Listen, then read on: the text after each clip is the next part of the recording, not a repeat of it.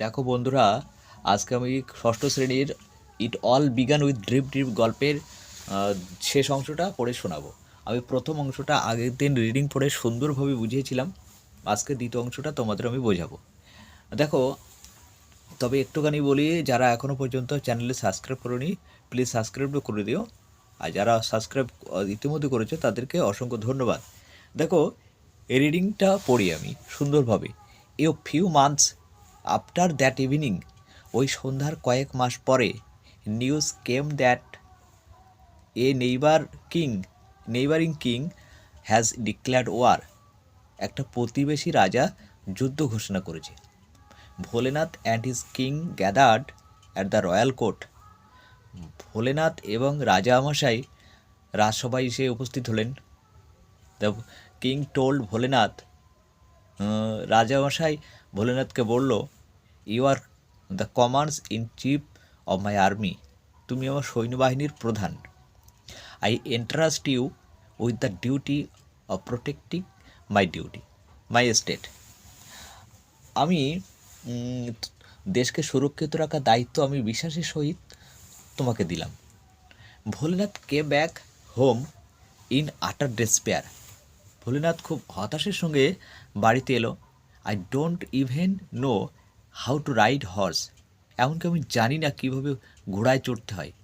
হি told his wife helplessly. অসহায়ভাবে সে তার স্ত্রীকে বলল। হেল্পলেসলি মানে অসহায়ভাবে। How will I defend our borders against 8,000 enemy soldiers. 8,000 শত্রু সৈন্যর বিরুদ্ধে আমি কিভাবে আমাদের বর্ডারকে রক্ষা করব? ডোন্ট ওয়ারি, বিরক্ত হয়ে না। হিজ ওয়াইফ সেইড, তার স্ত্রী বলল, I will tie you to the horse. আমি ঘোড়ার সঙ্গে তোমাকে বেঁধে দেব। ইন দ্য মর্নিং, সকালবেলায়, the king sent Bholenath magnificent stallion. পরের দিন সকালে রাজামশাই ভোলেনাথকে একটা সুন্দর ঘোড়া পাঠালো। Bholenath got up glumly on the horse. Bholenath ঘোড়ার উপরে উঠে বসলো। And his wife securely tied him to it. এবং তার স্ত্রী খুব সুন্দরভাবে শক্ত করে তাকে বেঁধে দিল উইথ রোপ, দড়ি দিয়ে। The horse did not like the feel of the tight ropes. মানে এই শক্ত করে বাঁধা এইটা ঘোড়ার পছন্দ হলো না। ইট রিয়ার্ড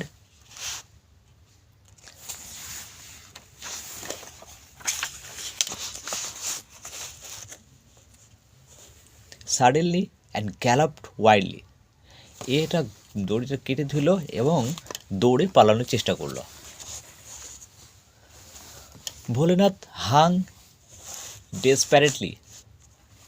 ভোলেনাথ খুব কষ্ট করে ধরে থাকলো টু ইটস মেন কেশর, realising that the horse was headed straight for the enemy camp. মানে ভোলেনাথ অনুভব করলো যে ঘোড়াটা ঠিক শত্রু ক্যাম্পের দিকেই যাচ্ছে। Bholenath shouted in fear. Bholenath ভয়তে চিৎকার করতে লাগলো। The horse could not be stopped. ঘোড়াটাকে থামানো যাচ্ছে না।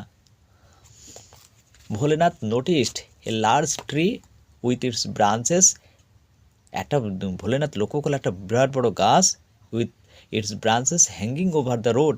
রাস্তার উপরে এই ডালটা ঝুলছে। As the horse galloped under the tree, যখন ওই ঘোড়াটি গাছের নিচেতে যাচ্ছিল, Bholenath reached up to the গ্রাপস the branches. Bholenath সেই ডালটার নাগাল পেল অ্যান্ড পুল হিমসেলফ ফ্রি, এবং নিজেকে মুক্ত করে দিল। But the branches broke away in his hand, কিন্তু তার হাতে ওই ডালটা ভেঙে চলে এলো। The horse enter the enemy camp. ঘোড়াটি শত্রু ক্যাম্পের দিকে ঢুকে পড়লো। The enemy soldiers was astonished, অবাক হয়ে যাওয়া। শত্রুপক্ষের সৈন্যরা অবাক হয়ে গেল to see a wild looking man, একটা বন্য মানুষ, tied to a fierce stallion, একটা ঘোড়ায় বাঁধা অবস্থায় রয়েছে, ওয়েভিং ব্রাঞ্চেস এক্সাইটেডলি, একটা ডালপালা ঘোরাচ্ছে পাগলের মতো। হেল্প হেল্প, বাঁচাও বাঁচাও। ভোলেনাথ ওয়াজ শাউটিং। ভোলেনাথ চিৎকার করছিল। The enemy soldiers did not hear him. শত্রুপক্ষ সৈন্যরা তার কথা শুনতে পাচ্ছিল না। দে আর গ্রেটলি স্ক্যারেড, তারা খুব ভয় পেয়ে গেল। This must be some great warriors, এটা মনে হয় সম্ভবত খুব মহান এক যোদ্ধা। Come with single handedly to defeat us, একা হাতে আমাদেরকে পরাস্ত করতে এগিয়ে আসছে। The soldiers were overcome with fear, সৈন্যরা তো ভয় পেয়ে গেল। অ্যান্ড ইনস্ট্যান্টলি র্যান অ্যাওয়ে, এবং তৎক্ষণাৎ সেখান থেকে পালিয়ে গেল। Without putting up a fight, কোনোরকম যুদ্ধ না করেই। Soon the news of Bholenath's great victory spread, শীঘ্রই ভোলেনাথের এই যে মহান জয়ের খবরটা ছড়িয়ে পড়ল। এভরিওয়ান ওয়াজ অ্যামেজড, প্রত্যেকে অবাক হয়ে গেল। That he had defended his state, সে তার রাজ্যকে রক্ষা করেছে। অল বাই হিমসেলফ, নিজেই।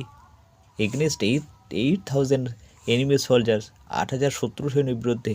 The king awarded him in public ceremony, রাজা তাকে প্রকাশ্যে তাকে পুরস্কৃত করল।